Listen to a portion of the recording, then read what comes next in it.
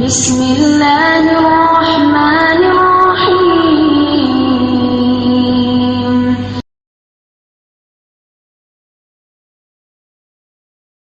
الله وبركاته. الحمد لله الذي كفى والصلاة والسلام على سيدنا المصطفى وعلى أهله وأصحابه أجمعين، أما بعد.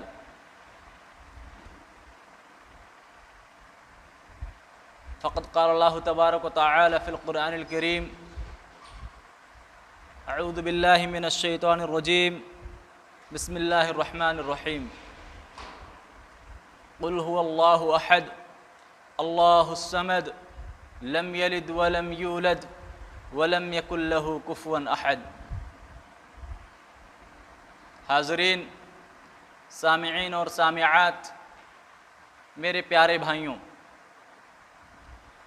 सबसे पहले हमें और आपको उस अल्लाह रब्बुल आलमीन की हम्द व सना, उसकी बड़ाई, उसकी बुज़ुर्गी बजा लानी चाहिए, जिस मालिक हकीकी ने हमें और आपको यहाँ यकजा होने और दीनी और शरई इल्म हासिल करने का मौका अता किया। हज़रात, आज बतारीख़ 25 फरवरी बरोज़ जुमा हम तमामी लोगों ने मिल कर के एक प्रोग्राम मुनअक़िद किया, जिसमें हमें और आपको दीन इल्म शरई तालीम हासिल करने का मौका मिला। आज के इस प्रोग्राम में हम और आप जो सीखेंगे, जो मौजू है इस प्रोग्राम के मुनअक़िद करने का, वो है शरई निकाह का तरीक़ा। हाज़रीन, इस प्रोग्राम को आगे बढ़ाने से पहले मैं इस बज़्म के आगाज़ के लिए हाफ़िज़ अब्दुल मलिक को दावत सुखन देता हूँ कि वो आएँ और तिलावत कलामुल्लाह से इस बज़्म का आगाज़ करें। अस्सलामुअलैकुम वरहमतुल्लाहि वबरकातुहू। अऊज़ु बिल्लाहि मिनश शैतानिर रजीम। बिस्मिल्लाहिर रहमानिर रहीम।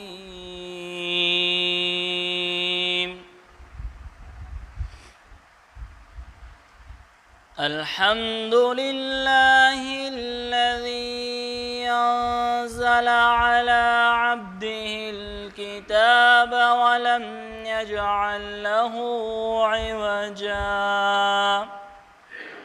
क़य्यिमन लियुनज़िर बअसन शदीदन मिन लदुन्हु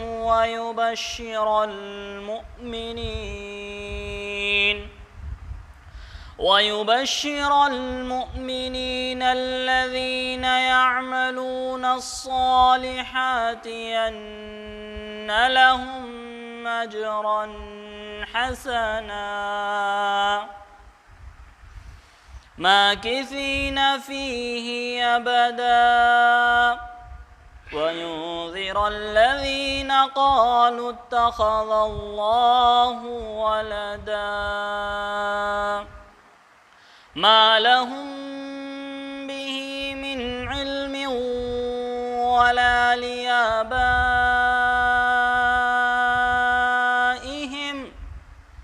كبرت كلمة تخرج من أفواههم إن يقولون إلا كذبا فلعلك باخع نفسك على آثارهم إن لم يؤمنوا بهذا الحديث أسفا إنا جعلنا ما على الأرض زينة لها لنبلوهم أيهم أحسن عملا وإنا لجاعلون ما عليها صعيدا جرزا أم حسبت أن أصحاب الكهف والرقيم كانوا من آياتنا عجبا إذ أوى الفتية إلى الكهف فقالوا ربنا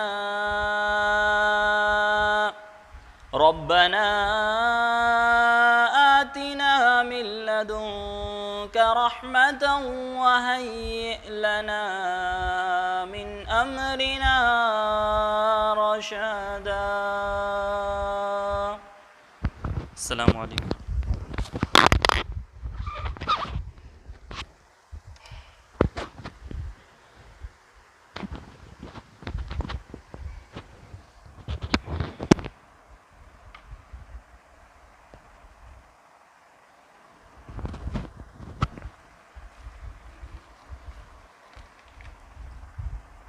तिलावत कलामुल्लाह के बाद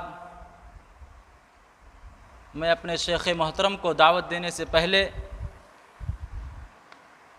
इनके ताल्लुक़ से इनका तारुफ़ कराना चाहता हूँ। आज हमारे दरमियान जो शेख़ मोहतरम मौजूद हैं, इनका पूरा नाम डॉक्टर नूह आलम मदनी हिफ़्ज़हुल्लाह है। ये शेख़ मोहतरम कलकत्ता से ताल्लुक़ रखते हैं। इन्होंने इब्तिदाई तालीम जामियतुल इमाम अल बुखारी में हासिल की।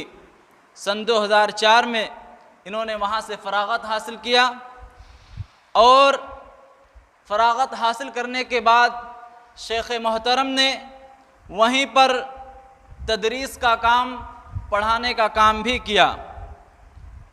6 महीने के बाद शेख़ मोहतरम का मदीना मनव्वरा से मंजूरी मिल गई और फिर शेख़ मोहतरम वहाँ से मदीना मनव्वरा पढ़ने के लिए निकल गए।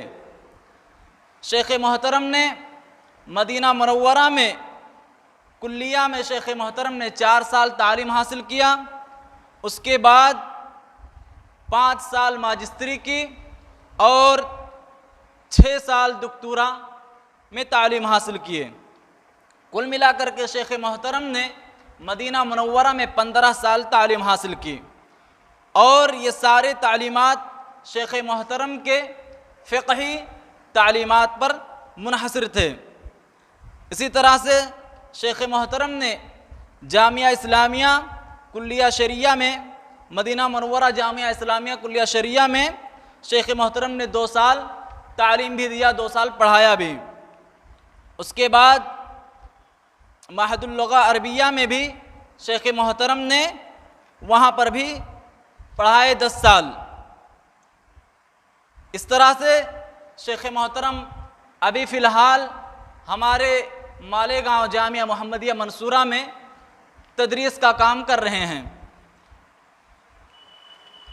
मैं और आप शेख़ मोहतरम का एहतराम करते हैं और बड़े ही अदब व इज़्ज़त के साथ मैं शेख़ मोहतरम को दावत देता हूँ कि शेख़ मोहतरम तशरीफ़ लाएँ और अपने इल्मी सलाहियतों से हमें और आपको मुस्तफ़ीज़ करें।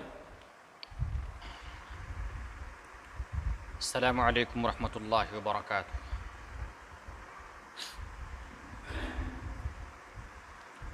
इन्नल हम्दुलिल्लाह नहमदुहु व नस्तईनुहु व नस्तगफिरुहु व नऊज़ु बिल्लाहि मिन शुरूरि अनफुसिना व मिन सय्यिआति अअमालिना मन यहदिहिल्लाहु फला मुदिल्ल लहु व मन युद्लिल फला हादिय लहु وأشهد أن لا إله إلا الله وحده لا شريك له وأشهد أن محمدًا عبده ورسوله أرسله بالحق بشيرًا ونذيرًا وداعيًا إلى الله بإذنه وسراجًا منيرًا.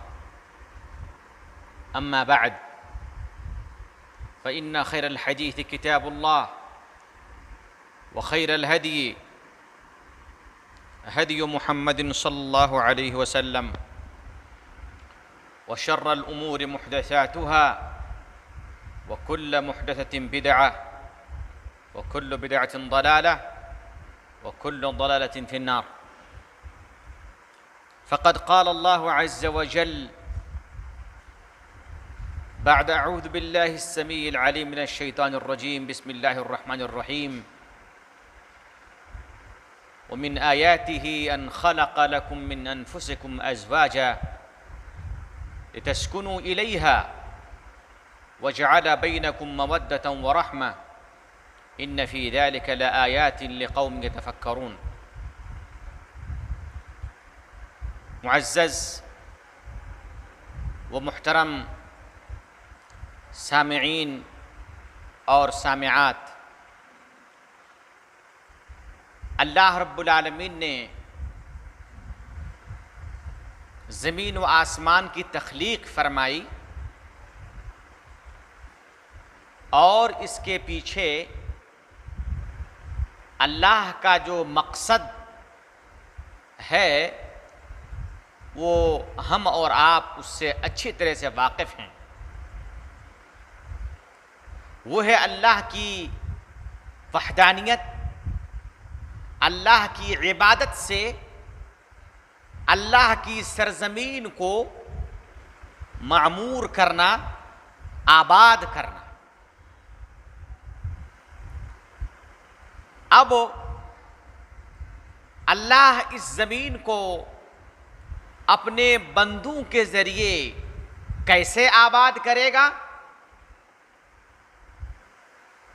उस तरीक़े कार को अल्लाह रब्बुल आलमीन ने हमें इस तरह से सिखलाया कि ये जब तक ज़मीन रहेगी उस वक्त तक इंसान भी रहेगा, तो इंसान की बका के लिए शादी ब्याह होना ज़रूरी है।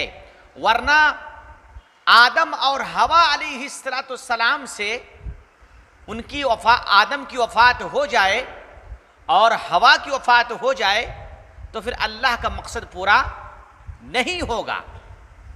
इसलिए अल्लाह रब्बुल आलमीन ने दुनिया के अंदर एक इलाही निज़ाम नाजिल फरमाया और वो निज़ाम ये है कि नस्ल की अफजाइश, नस्ल की बढ़ोतरी, नस्ल को क़यामत तक बाकी रखने के लिए अल्लाह ने निकाह, शादी ब्याह का निज़ाम अता फरमाया ताकि दुनिया में इंसानी नस्ल बाकी रहे और अल्लाह की वहदानियत और अल्लाह रब्बुल आलमीन की इबादत का सिलसिला जारी व सारी रहे। और जो निज़ाम अल्लाह ने अंबिया किराम को अता फरमाया वो मुख्तलिफ रहा है, हर दौर में मुख्तलिफ रहा है। आदम अलैहिस्सलाम का जो शरई निज़ाम था वो हमारे शरई निज़ाम से मुख्तलिफ, ईसा अलैहिस्सलाम का जो शरई निज़ाम था वो हमारे जनाब मुहम्मदुर रसूलुल्लाह सल्लल्लाहु अलैहि वसल्लम की निज़ाम शरीयत से मुख्तलिफ, मूसा अलैहिस्सलाम का जो निज़ाम शरीयत था वो हमारे शरीयत से मुख्तलिफ। अल्लाह रब्बुल आलमीन अपनी हिकमत के मुताबिक तमाम नबियों को अलग अलग निज़ाम शरीयत से नवाजा, मगर सबका दीन इस्लाम था। दीन में किसी नबी में इख्तलाफ नहीं, शरीयत में इख्तलाफ है। किसी नबी के दरमियान दीन में इख्तलाफ नहीं, तमाम नबियों का दीन एक था। कुछ लोग कहते हैं कि इस्लाम तो 1400 साल पहले का दीन है। ये गलत बात है। इस्लाम तो उस वक्त से है जिस वक्त से अल्लाह ने आदम अलैहिस्सलाम को पैदा फरमाया, और इस्लाम उस वक्त तक रहेगा जब तक सूरज मगरिब से तुलू ना हो जाए। मगर अल्लाह रब्बुल आलमीन फरमाता है वलक़द बअसना फ़ी कुल्लि उम्मतिन रसूला अन इअ्बुदुल्लाह वज्तनिबुत ताग़ूत, कि हमने हर उम्मत में एक एक रसूल बेसत फरमाई है ये पैगाम दे करके कि यानी इबुदुल्लाह, कह लोगो अल्लाह की इबादत करो, वज्तनिबुत तागूत, और तागूत से, शिर्क से, अल्लाह की इबादत के अलावा जितनी भी तरीक़े हैं, जिसकी भी इबादतें हैं, उसको छोड़ो, उसको तागूत कहते हैं। ये पैगाम देकर के हमने भेजा। अब नस्ल की अफदाइश के लिए अल्लाह रब्बुल आलमीन ने हजरत आदम अलैहिस्सलाम को जो निज़ाम दिया था वो हमारे निज़ाम से बहुत ही मुख्तलिफ। वो ये था कि अल्लाह रब्बुल आलमीन चूँकि आदम अलैहिस्सलाम पहला आदमी है, पहले इंसान हैं, इसलिए अल्लाह रब्बुल आलमीन ने आदम और हवा को मियाँ बीवी बनाया और हवा के बतन से हमेशा जोड़े जोड़े बच्चे पैदा होते, उसमें से एक लड़का और एक लड़की। एक ही वक्त में दो बच्चा पैदा होता, उसमें से एक लड़का होता और एक लड़की होती। अब शादी का निज़ाम आदम अलैहिस्सलाम के शरीयत में यह था कि जब एक दफ़ा बच्चा पैदा हुआ तो एक बच्चा एक बच्ची पैदा हुई। जब दूसरी मरतबा बच्चा बच्ची पैदा हुए तो ये बच्चा, पहला बच्चा दूसरी दुफा की जो बच्ची है उससे शादी करेगा और ये बच्ची पहले दुफा के लड़के से शादी करेगी। ये निज़ाम था आदम अलैहिस्सलाम के ज़माने में। और इस तरह से जब दूसरे नबी आए उनको अल्लाह रब्बुल आलमीन ने दूसरा निज़ाम दिया, उस वक्त के तकाजे के मुताबिक, अपनी हिकमत और सवाबदीद के मुताबिक, अपने इल्म के मुताबिक, ताकि दुनिया बाकी रहे और इंसान आबाद रहे और दुनिया अल्लाह की इबादत से मामूर रहे। इंसान ना रहे, मुकल्लफ ना रहे तो अल्लाह की इबादत कौन करेगा? जी, तो यह सिलसिला चलता रहा। मेरे भाइयों, शादी करना, ये शादी करने से पहले हर इंसान के जिस्म में एक जिनसी ख्वाहिश हुआ करती है। और इस्लाम एक ऐसा मजहब है जिस मजहब में अल्लाह रब्बुल आलमीन ने या रसूलुल्लाह सल्लल्लाहु अलैहि वसल्लम ने इंसानी जज्बात का बहुत ख्याल रखा है। इस्लाम ने दिल चाहता है अब इंसान जवान हो जाए, उसके अंदर ख्वाहिशात का तूफान आ जाए, तो इस्लाम ने उस तूफान का एहतराम किया है कि हाँ, उसका बुझाने का तरीका भी इस्लाम ने दिया है, उसको सुकून पुरसुकून जिंदगी देने का तरीका इस्लाम ने बताया है। और उसको ऐसा नहीं कहा, कभी ये नहीं कि आप दबा के रखो ना। जो लोग इस्लाम की तफसीर करते हैं और कहते हैं कि इस्लाम बड़ा तंग मजहब है, इस्लाम ने आपको बिल्कुल कूजे में बंद कर दिया, आपको कमरे में बंद कर दिया, ख्वाहिशात को पूरी नहीं कर सकते हैं, नहीं, इस्लाम ने आपकी ख्वाहिशात का एहतराम किया है। इस्लाम सिर्फ इसलिए आया है ताकि आपकी ख्वाहिश को थोड़ा मुहज़्ज़ब बनाए, और कुछ नहीं। इस्लाम ने आपके ख्वाहिशात, आपकी तमन्नाएं, आपकी आरज़ुओं का एहतराम किया, मगर इस्लाम ने कहा कि इन आरज़ुओं को, इन तमन्नाओं को, इन ख्वाहिशात को पूरी तो करो, मगर मुहज़्ज़ब अंदाज में। अगर ऐसा होता, दुनिया में ऐसा होता कि जिसकी ख्वाहिश जागती वो अगर किसी अमेरिका की तरह से, यूरोप की तरह से रास्ते में अपनी जिनसी ख्वाहिशात किसी से बुझा लेते तो क्या होता? समाज में बिगाड़ पैदा होता, फसाद होता, और कौन किसकी औलाद है, कौन किसकी नस्ल है, इसकी शनाख्त आप कैसे करते? ये इंसानी समाज नहीं है, उसको हैवानी समाज कहें तो मेरे ख्याल से सबसे ज्यादा मौजू है। इसलिए कि हैवान के, जानवरों के बीच नस्ल की कोई तमीज नहीं होती कि कौन किसका बेटा है, कौन किसकी माँ है। लेकिन यह भी जान लीजिए कि जानवर के अंदर भी एहसास है, जानवर के अंदर भी एहसास है। अल्लामा दिमयरी ने हयातुल हैवान में एक वाक़या जिक्र किया है कि एक मर्तबा एक घोड़े के आंख में पट्टी बांध करके उसके मां से जुफ्ती करा दिए। किसने कराया? लोगों ने कराया। उसके आंख में पट्टी बांध करके उसकी मां से जुफ्ती करवा दिए। जब उसकी आंख की पट्टी खोली गई तब उस जानवर को भी एहसास हुआ कि अरे मैंने क्या किया, मैंने तो बहुत बड़ा गुनाह कर दिया। उसको एहसास हुआ। उन्होंने क्या किया, जब ये पट्टी खोलना था कि उन्होंने अपने जकर को चिबा करके खुद भाखुद हलाक हो गया। तो इसको कहते हैं एहसास, और ये हर इंसान के अंदर है। लेकिन जब मगरिब की हवा चलती है, जब इंसान उतर जाता है, जिसको ऐब समझते हैं और उसको वो लोग फैशन समझते हैं, तो उस वक्त लोग अंधे हो जाते हैं। आपके अंदर नफ्से अम्मारा है जो आपको बार बार गलत काम करने के लिए लेके जाता है। हाँ, जब आपके नफ्से अम्मारा गालिब हो जाएगा, नफ्से लव्वामा कमजोर पड़ जाएगा, तब आपके जरिए से हर गुनाह सरजद होना मुमकिन है। मगर इस्लाम ने एक सालेह, एक नेक और एक बुलंद तरीन आला मियार के समाज कायम करने का हुक्म दिया है, और जिसके लिए शादी करने के लिए कहा है कि लोगों शादी करो, नस्ल बचाओ, अपनी औलाद बचाओ और अल्लाह रब्बुल आलमीन की इबादत करो। और उसी का जिक्र करते हुए अल्लाह फरमाता है, वमिन आयातिही अन खलक़ लकुम मिन अनफुसिकुम अज़वाजा। अल्लाह की निशानियों में से एक निशानी यह है कि अल्लाह रब्बुल आलमीन ने तुम्ही में से तुम्हारी जोड़ी पैदा फरमाई, तुम्ही में से तुम्हारी बीवी नसीब फरमाई। हाँ, लितस्कुनु इलैहा, ताकि वहां जाकर के तुम्हें सुकून मुयस्सर हो, सुकून मुयस्सर हो, इत्मीनान हासिल हो।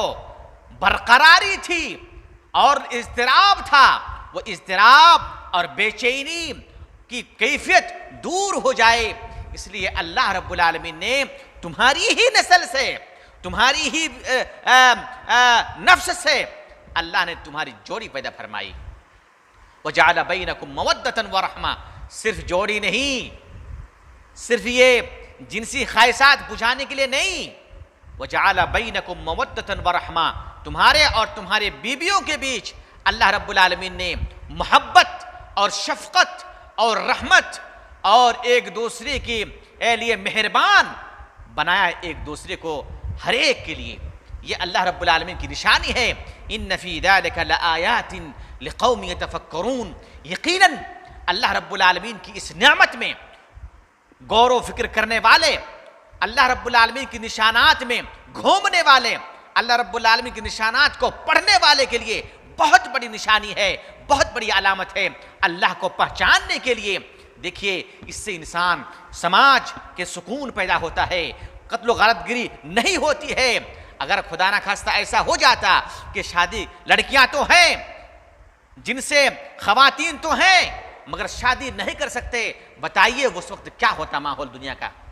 दुनिया पूरी की पूरी दुनिया लहू लहान हो जाती, रंगा रंग हो जाती, और सहरा व संगलाख में न खून की नदियां बहती।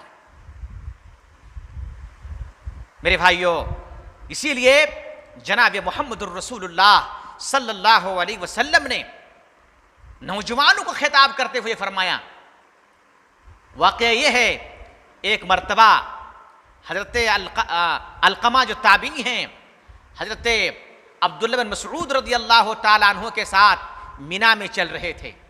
मिना में चल रहे थे, दोनों साथ चल रहे थे। रास्ते में हजरत उस्मान गनी रज़ियल्लाहु ताला अन्हु से मुलाकात हो गई। उस्मान गनी रज़ियल्लाहु ताला अन्हु अब्दुल्लाह बिन मसऊद रज़ियल्लाहु ताला अन्हु को देखते ही खड़े हो गए, और अब्दुल्लाह बिन मसऊद भी उनसे गुफ्तगू करने लगे। अलकमा देख रहे हैं और उस्मान रज़ियल्लाहु ताला अन्हु और अब्दुल्लाह बिन मसऊद रज़ियल्लाहु ताला अन्हु आपस में गुफ्तगू कर रहे हैं। बहुत सारी बातें हुई दोनों में, बिछड़े हुए दोस्त में। ये दोनों के दोनों ये सहाबा किराम हैं और ये अल्लाह के रसूल की दरसगाह से तरबियत याफ्ता हैं। इन लोगों ने बहुत सारी बातें की। उस्मान गनी रज़ियल्लाहु ताला अन्हु अब्दुल्लाह बिन मसऊद को दोस्ताना लहजे में, दोस्ताना उसलूब में कह रहे हैं, अब्दुल्लाह बिन मसऊद अला उज़व्विजुका जारियतन शाबतन, अब्दुल्लाह बिन मसऊद क्या मैं तुम्हारी शादी किसी नौजवान लड़की से ना कर दूं? अब्दुल्लाह बिन मसऊद रज़ियल्लाहु अन्हु फरमाते हैं, क्यों नहीं, अरे ये कोई नई बात नहीं है। मैंने तो जनाब मोहम्मद रसूलुल्लाह सल्लल्लाहु अलैहि वसल्लम को फरमाते हुए सुना है, आप सल्लल्लाहु अलैहि वसल्लम नौजवानों को शादी की तरगीब देते हुए फरमाया था, या माशर शबाब मन इस्तताअ मिनकुमुल बाअत फल्यतज़व्वज। ऐ नौजवानों की जमातो सुनो, तुम में से जो शख्स शादी करने की इस्तिताअत रखता है, इस्तिताअत से यहाँ मुराद माली इस्तिताअत, माली हैसियत, यानी आप दूसरे की बेटी को दुल्हन बना करके जब आप घर लाएंगे तो घर में उसकी इज्जत व इफ़्फ़त, उसकी इज्जत और नामूस की हिफाजत के लिए आपके पास घर है कि नहीं, आपके पास नान नफके का पैसा है कि नहीं, आपके पास उसके कपड़े लत्ते साबुन और उसकी रिहाइश का पैसे है कि नहीं। अगर है तो फलितज़व्वज, तो उसको चाहिए कि वो शादी कर ले। अल्लाह के रसूल ने हुक्म दिया, इसके पीछे बहुत सारी हिकमतें हैं। अल्लाह के रसूल ने क्यों शादी करने का हुक्म दिया, शादी इस्लाम के अंदर क्यों मशरू है, इसकी बहुत सारी हिकमतें हैं। उनमें से चंद हिकमतें अल्लाह के रसूल ने इस हदीस का आखिर में फरमाया, फ़इन्नहु अग़द्दु लिलबसर, इसलिए कि शादी इंसान की निगाहों को झुका देती है, इंसान की निगाहों को झुका देती है। जब शादी हो जाती है तो इंसान दूसरों की तरफ नजर इल्तिफात और महरमात की तरफ, उन औरतों की तरफ जो उनके लिए हराम है, उनकी तरफ वो निगाह नहीं उठाते। वो अपनी दिली तौर पर पुरसुकून होता है और दूसरों को गलत निगाहों से नहीं देखता है। ये निगाहों को जो आंख का जो जिना है उस जिना से वो महफूज रह जाता है, जिससे उसकी नेकियां होती हैं और गुनाहें कम हो जाती हैं। अग़द्दु लिलबसर व अहसनु लिलफर्ज, और शादी इंसान की शर्मगाह की हिफाजत का सबसे बड़ा बाइस है। शर्मगाह की हिफाजत से क्या फायदा, अगर हम शर्मगाह की हिफाजत ना करें तो क्या नुकसान। जी, अल्लाह रब्बुल आलमीन सूरह मोमिनून के अंदर फरमाता है वल्लदीन हुम लिफुरूजिहिम हाफिदून इल्ला अला अज़वाजिहिम औ मा मलकत ऐमानुहुम फ़इन्नहुम गैरु मालूमीन। मोमिनीन की सिफातें बयान करते हुए अल्लाह रब्बुल आलमीन फरमाता है कि मोमिन वह है जो अपने शर्मगाहों की हिफाजत करता है, अपने शर्मगाहों की सौदा नहीं करता, अपने शर्मगाहों को किसी दूसरे के सामने कभी भी वो तार नहीं करता, वो महफूज रखता है। इल्ला अला अज़वाजिहिम, हाँ सिवाय उनकी बीवियों के या उनके लौंडियों के। अपनी बीवी या लौंडी के पास जाकर के अपनी शर्मगाह से अपनी शर्मगाह की हिफाजत वहां वाजिब नहीं है, बल्कि वहां अपनी जिनसी ख्वाहिशात आप मिटा सकते हैं। अल्लाह ने दो तरीका दिया है मेरे भाइयों, लिहाजा शर्मगाह की हिफाजत करना एक मोमिन का शेवा है, एक मोमिन का तुर्राई इम्तियाज है, एक मोमिन पर वाजिब हो जाता है। रसूलुल्लाह सल्लल्लाहु अलैहि वसल्लम फरमाते हैं, मैं यज़मन ली मा बैन लिह्यैहि व मा बैन फ़ख़्दैहि अज़मन लहुल जन्ना। जो शख्स मुझे अपने दोनों जबड़े के बीच जो जुबान है इसकी जमानत दे देगा, इसी तरह से उनके दोनों रान के बीच जो शर्मगाह है इसकी जमानत मुझे देगा, मैं उसकी जन्नत की जमानत लेता हूँ। अल्लाह अकबर। लिहाजा जुबान की हिफाजत और अपने शर्मगाह की हिफाजत एक जो है मकाम रखती है, एक हैसियत रखती है, और उसी मकाम और उसी इज्जत और नामूस की हिफाजत के लिए जनाब मोहम्मद रसूलुल्लाह सल्लल्लाहु अलैहि वसल्लम ने हमें और आपको शादी करने के लिए जो है तरगीब दी है। हम ताखीर ना करें, जब बच्चा बालिग हो जाएं उनकी शादी कराने की कोशिश करें। जी हाँ, यहां तक तो बात हो गई, शादी करनी है। अल्लाह रब्बुल आलमीन ने इंसानी जिस्म में हर एक को मुख्तलिफ अंदाज में उनको शहवत का गरीजा, शहवत का मादा दिया है,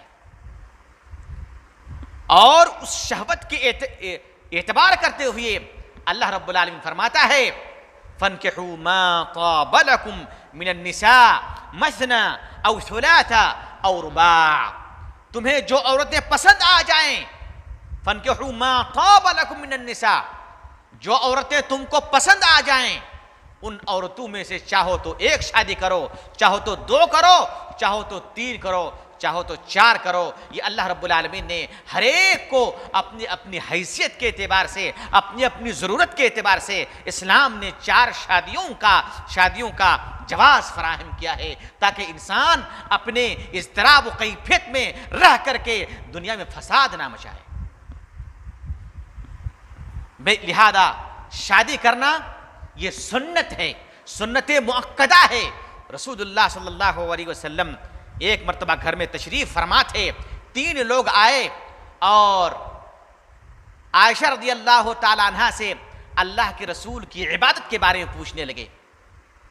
जब आयशा रज़ियल्लाहु अन्हा ने रसूलुल्लाह सल्लल्लाहु अलैहि वसल्लम की इबादत की कैफियत बताई और तरीका बताया, तो लोगों ने कहा कि ठीक है, अब आज के बाद मैं जो है शादी नहीं करूँगा, शादी करूँगा बच्चे पैदा होंगे, उनके लिए नान नफ़के का बंदोबस्त करना पड़ेगा, मजदूरी करनी पड़ेगी और कमाना पड़ेगा, घर से निकलना पड़ेगा। इस इतने वक्त में मैं बहुत सारी इबादतें कर लूँगा, तो लिहाजा शादी ना करूँगा और न मेरे पास कुछ जिम्मेदारी आएगी, हमेशा मस्जिद में पड़ा रहूँगा और सुबहान अल्लाह कुरान करीम की तिलावत और सब कुछ करता रहूँगा।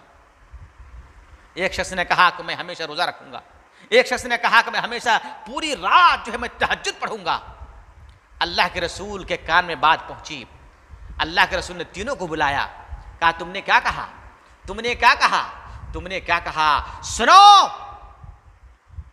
अमा वल्लाहि इन्नी लअख्शाकुम लिल्लाह, जान लो कि मैं मोहम्मद रसूलुल्लाह सल्लल्लाहु अलैहि वसल्लम हूँ, मेरा नाम मोहम्मद है और मैं तुम में सबसे ज्यादा अल्लाह का खौफ खाने वाला हूँ। मैं शादी भी करता हूँ और मैं रोज़ा भी रखता हूँ और रोज़ा छोड़ता भी हूँ, मैं रात को तहज्जुद भी पढ़ता हूँ और सोता भी हूँ। लिहाजा मन रग़िब अन सुन्नती फलैसा मिन्नी, जो शख्स मेरी सुन्नत से एराज करेगा, मेरी सुन्नत से दूर रहेगा, वो हमारे शरीयत के मुताबिक नहीं है, हमारे दीन के अंदर नहीं है, हमारे दीन पर गोया को चलने वाला आदमी नहीं है। लिहाजा शादी करना मेरा तरीका है, शादी करो। अल्लाह के रसूल फरमाते हैं तज़व्वुजुल वदूद अल वलूद फ़इन्नी मुकाथिरुन बिकुमुल उमम, ऐ लोगो ऐसी औरतों से शादी करो जो ज्यादा से ज्यादा मोहब्बत करने वाली हो और ज्यादा से ज्यादा बच्चे जन्ने वाली हो। मेरे भाइयों, अब यहां बारी आती है, शादी करें तो किससे करें,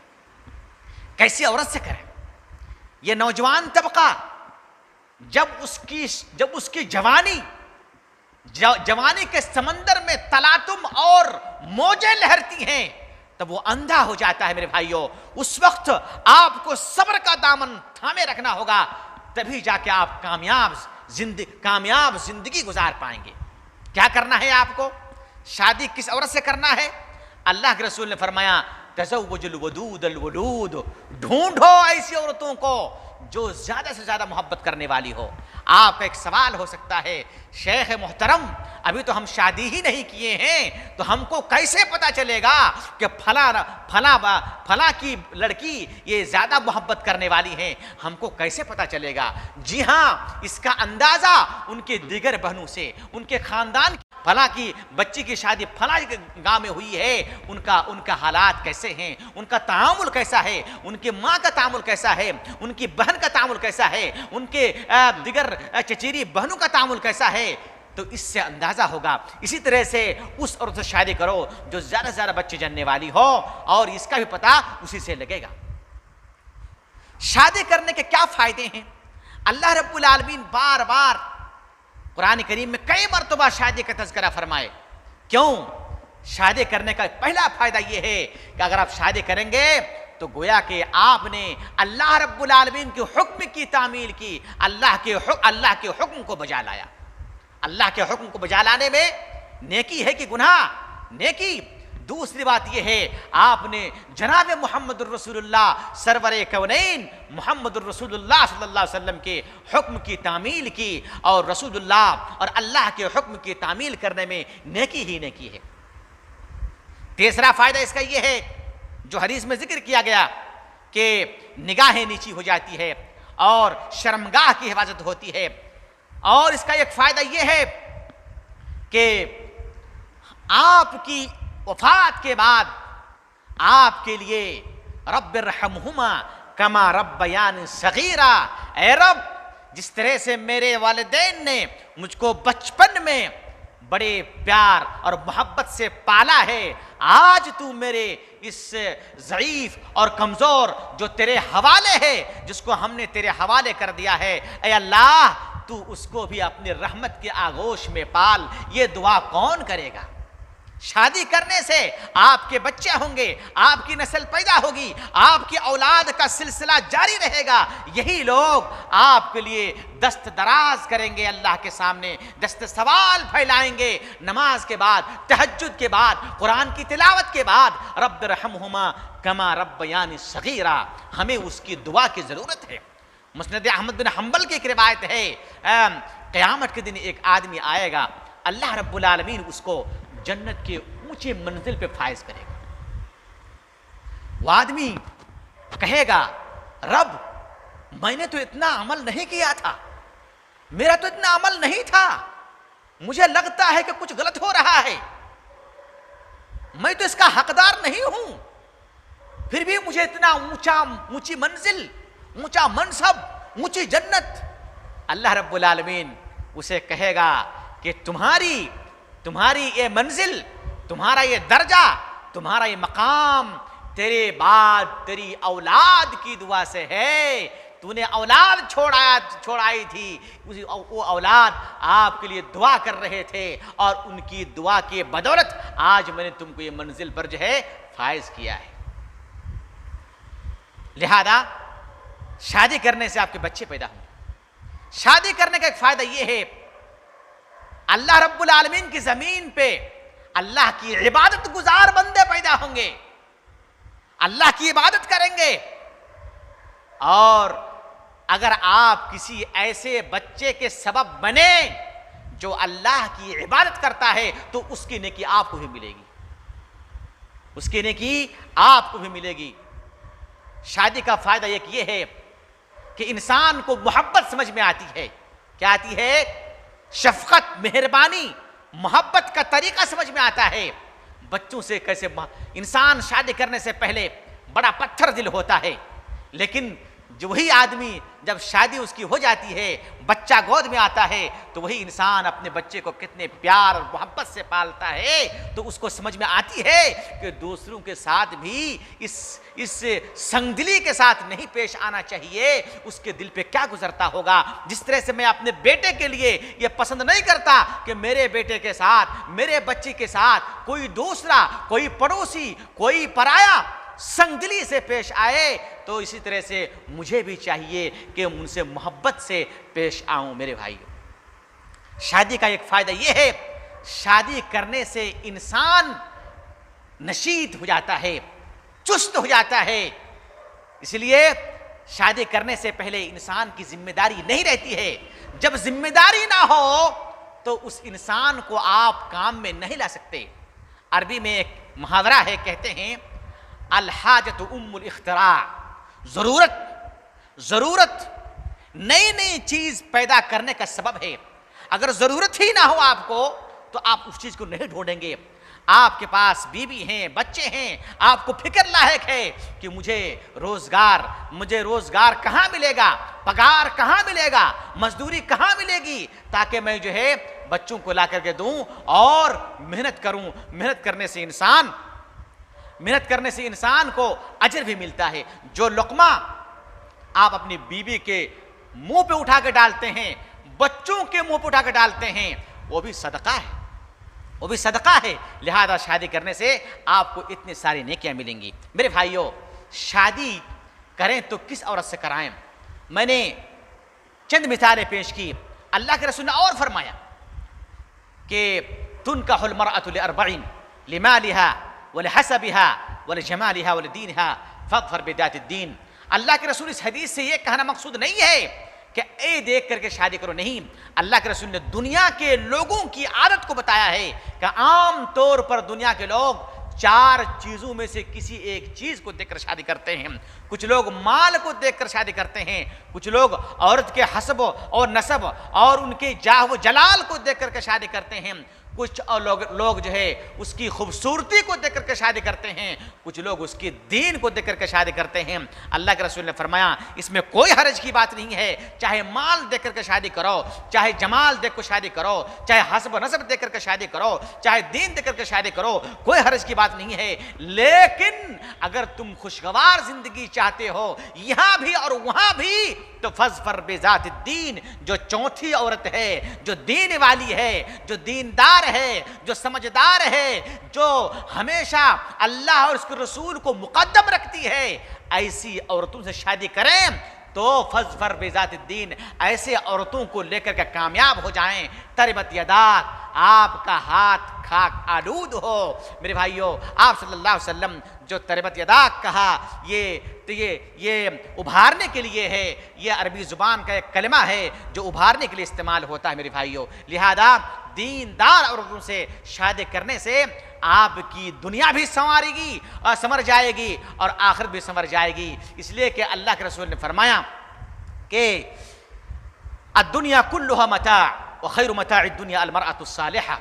दुनिया ये साजो सामान है और दुनिया के साजो सामान में सबसे बेहतरीन सामान, फायदा मंद सामान, फायदा मुफीद और फायदा बख्श सामान ये नेक औरत है। अगर नेक औरत है आपको घर में सुकून पहुंचाएगी, मीठी बातें करेंगी और आपकी दुनिया को भी संवारेंगी और आखिरत को भी संवारेंगी। रसूल ने फरमाया अल्लाह ताला रहम करे उस औरत पर जब वो रात को तहज्जुद के लिए खड़ी होती हैं तो तहज्जुद पढ़ती हैं, उसके शौहर को भी वो जगाती हैं ताकि वो भी 2 रकात पढ़ ले। वो दुनिया को भी संवारती और आखिरत को संवारती है। अगर आपकी बीबी नेक नहीं है, यकीन जानिए कि आपकी दुनिया जहन्नम बन के रह जाएगी। अगर आपकी बीबी नेक है तो आपकी दुनिया बदल जाएगी, जन्नत में तब्दील हो जाएगी। जनाब मोहम्मद रसूलुल्लाह सल्लल्लाहु अलैहि वसल्लम गारे हिरा में तशरीफ फरमाते, वही नाजिल हुई, घबराते हुए घर आए और अल्लाह को क्या कह रहे थे पता है ना? कह रहे थे लगता है मैं हलाक हो जाऊंगा, बर्बाद हो जाऊंगा, मेरी जिंदगी का आखिरी लम्हा है।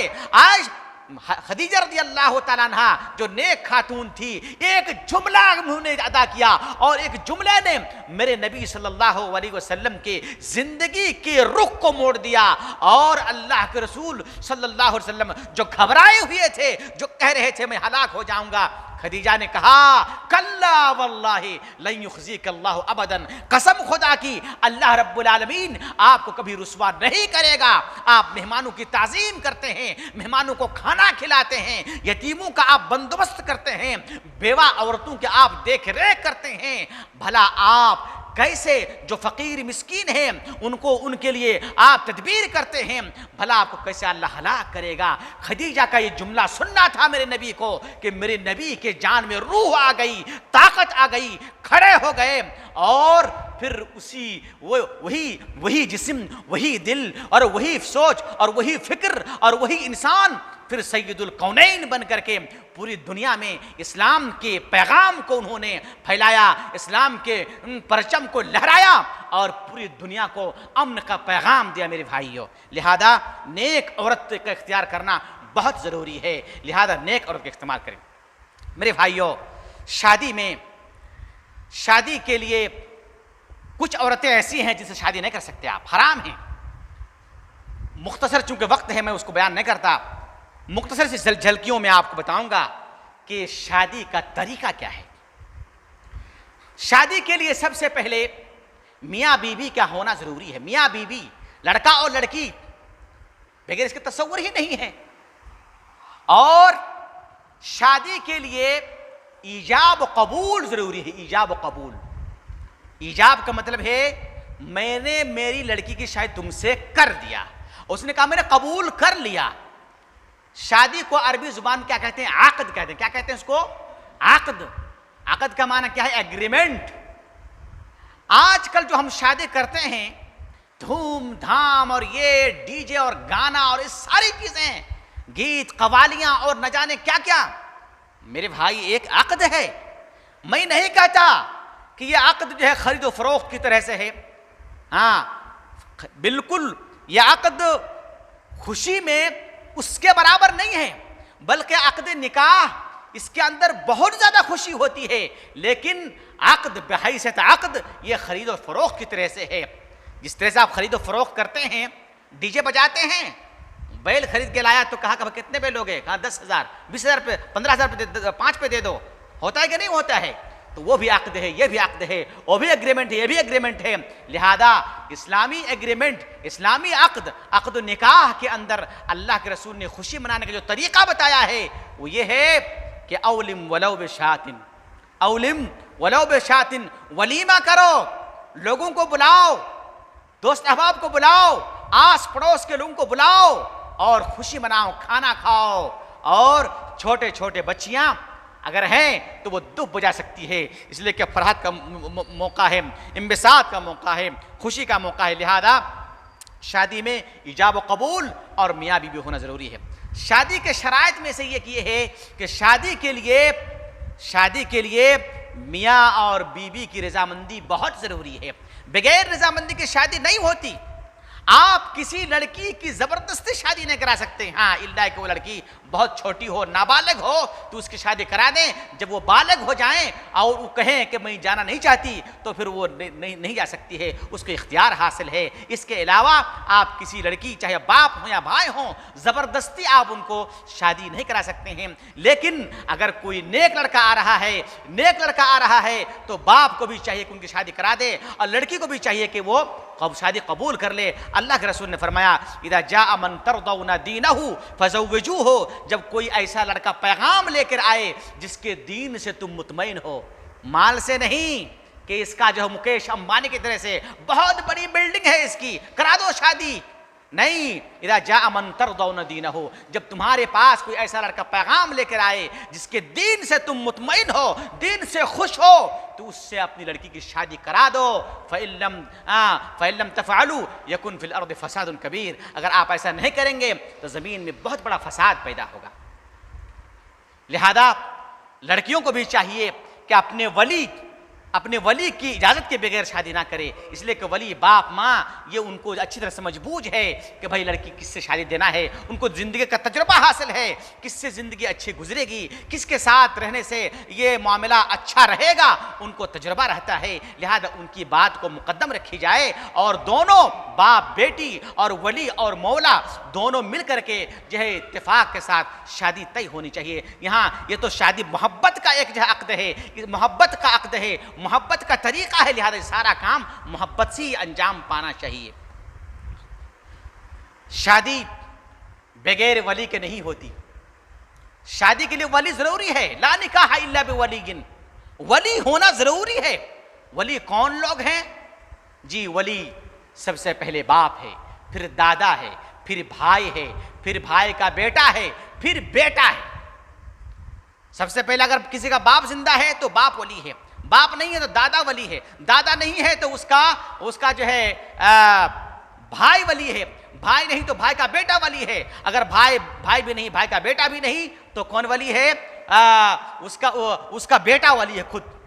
कोई औरत है जिसका बेटा है तो उसका बेटा भी वली बन सकता है, उसका बेटा वली है, फिर उसका चचा वली है। मेरे भाइयों, इस तरह से वली का तरतीब हर मजहब के एतबार से मुख्तलिफ है। अलगर्ज वली के बगैर शादी नहीं होती। इसी तरह से बगैर गवाह के शादी नहीं होती। ला निकाह इल्ला बिवलिय्यिन व शाहिदै अदलिन, दोष गवाह और वली के बगैर शादी नहीं होती। शादी में मोहर का भी होना जरूरी है। मोहर वाजिब है। मोहर कितना देना है? ना इसकी कम की कोई तहदीद है, ना ज्यादा की कोई तहदीद है। जितना मुयस्सर हो सके आपको मोहर देना जरूरी है, मोहर देना पड़ेगा। मोहर के ताल्लुक से औरतों के हुकूक बहुत मारे जाते हैं मेरे भाइयों। मुख्तसर वक्त में मैं क्या बयान करूं, वक्त ज्यादा हो चुका है। इसी तरह से शादी में सादगी होनी चाहिए। इस्लाम का तरीका यही है, सादगी होनी चाहिए। शादी में इसराफ, ज्यादा फजूल खर्च, अपने आप को ऊंचा दिखाने के लिए, ये गलत है। अल्लाह रब्बुल आलमीन ने आपको ऊंचा दिखाने के लिए उस्मान गनी का रास्ता दिया है। जनाब मोहम्मद रसूलुल्लाह ने फरमाया था, कौन है जो गज़वाए तबूक के लिए लश्कर तैयार कर दे, मैं उसको जन्नत की बशारत दूंगा। उस्मान रज़ी अल्लाह तआला अन्हु खड़े होकर कहने लगे, अल्लाह के रसूल, मैं गज़वे तबूक में जो है जंग के लिए और अल्लाह के राह में लड़ने के लिए मैं फौज तैयार करके भेजूंगा, मेरी जिम्मेदारी है।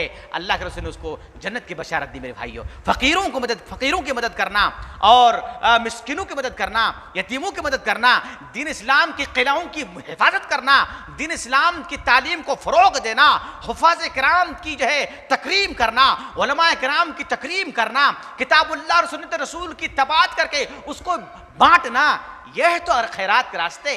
मस्जिद बनाना, मदारस बनाना, जामियात बनाना, हाँ, ये सारे खैरात के वास्ते हैं। अल्लाह ने इन रास्तों की तरफ आपको दावत दी है, मगर आप उसको छोड़ करके एक ऐसी जगह पे पैसा खर्च करके अपने आप की अपनी शान और बान और तान को ऊंचा करना चाहते हैं, जिसको इस्लाम ने कोई अहमियत नहीं दी है, कोई अहमियत नहीं दी है। लिहाजा सादगी के साथ अपने बच्चों की शादी कराएं, इसी में खैर है, इसी में बरकत है, इसी में जो है यहाँ और वहाँ जो है सुरखरुई है।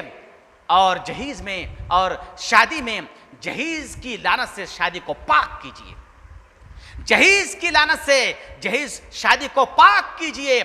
जिस शादी में जहीज़ का रास्ता खुल गया, जहीज़ का शायबा आ गया, जहीज़ की आमिदश आ गई, वो शादी खुद बर्बाद और दूसरों के लिए बर्बादी का रास्ता बन रही है। लिहाजा मेरे भाइयों, ये जहीज़ का सिलसिला न इस्लाम में है, न इस्लाम ने कहा है, न इस्लाम ने इसकी तायीद की है, बल्कि जिस बाप ने लड़की को तरबियत दी, लड़की को पढ़ाया, लड़की को तालीम दी, अब उस बाप से आप कह रहे हैं मुझे कार चाहिए, मुझे टीवी चाहिए। शर्म नहीं आती आपको? अर्रिजालु क़व्वामून अलन्निसा, मर्द लोग औरतों पर हाकिम हैं खर्च करने में, माल देने में, मगर आपने तो जो है कंजूसी, उल्टा आप औरतों से मुहर तलब कर रहे हैं। लगता है कि आप ही जो है बलि का बकरा हैं, आप कुर्बानी का बकरा आप ही हैं जो आप बिक रहे हैं। मेरे भाइयों, शर्म से डूब मरना चाहिए चुल्लू भर पानी में कि मर्द होकर के लड़की के बाप से हम जहीज तलब कर रहे हैं। नाउज़ु बिल्लाहि मिन ज़ालिक। अल्लाह ने आपको मर्द बनाया है, मर्द की तरह से रहिए। ऐसा नहीं कि घर के बाहर मर्द और जब शादी हाल में आए तो खातून बन जाए, खातून से मुखन्नस बन जाए। नऊज़ु बिल्लाहि मिन ज़ालिक, ये दुरुस्त नहीं है मेरे भाइयों। लिहाजा अल्लाह रब्बुल आलमीन से दुआ है, परवरदिगार आलम हम तमाम को नबी करीम सल्लल्लाहु अलैहि वसल्लम के जो तरीक़े हैं उस तरीक़े के मुताबिक शादी रचाने की तौफ़ीक़ अता फरमा। और जो दौर हाज़िर में जो फितने हमारे शादियों में दाखिल हो चुके हैं, अल्लाह उन फितनों से हमारी शादियों को पाक करने की तौफीक अता फरमा। बातें बहुत सारी थी लेकिन वक्त चूँकि ज़्यादा हो रहा है, लिहाजा मैं अपनी बातें यहीं से ख़त्म करता हूँ। हादा व सल्लल्लाहु अला नबीना मुहम्मदिन व अला आलिहि व सहबिहि वसल्लम। वस्सलामु अलैकुम व रहमतुल्लाहि व बरकातुहू।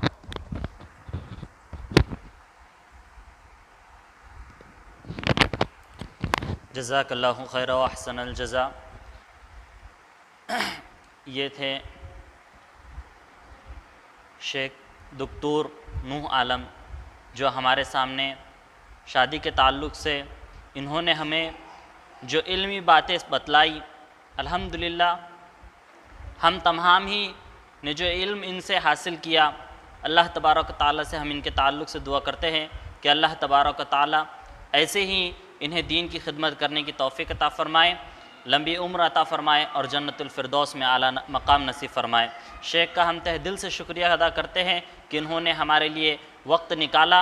ये कहीं और सफ़र के लिए जा रहे थे, इनकी ट्रेन रात में है, लेकिन इनके अंदर का दीन का जज्बा आप देखिए कि ये जल्दी यहाँ मनमाड़ आ गए और इस नियत से कि यहाँ पर आके वो यहाँ पर हम लोगों को कुछ इल्मी बातें सिखला सकें।